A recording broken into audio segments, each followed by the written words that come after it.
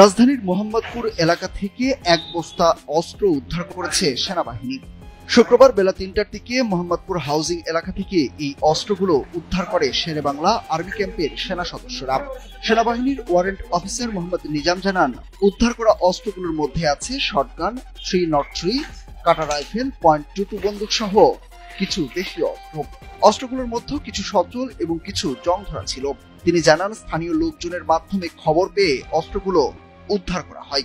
এর আগে শুক্রবার দুপুরে রাজধানীর মোহাম্মদপুর থানার ঢাকা উদ্যান এলাকার ৪ নম্বর রোডের ৩৩ নম্বর বাসার ছাদে শিশুরা খেলতে গিয়ে একটি শটগান পায়। পরে সেনাবাহিনীকে খবর দিলে তারা এসে অস্ত্রটি উদ্ধার করে নিয়ে যায়।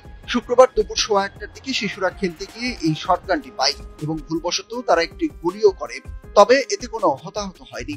সাধারণ মানুষের উদ্দেশ্যে এই সেনা কর্মকর্তা বলেন, এসব অস্ত্র আমাদের রাষ্ট্রীয় সম্পদ। আপনাদের কাছে এখনো যদি কোনো অস্ত্র থেকে থাকে সেগুলো আমাদের কাছে জমা দিয়ে দিন। অন্যথায় কয়েকদিনের মধ্যে ঘোষণা আসলে আমরা এই অস্ত্র কারো কাছে পেলে তাদের শাস্তির আওতায় আনা হবে।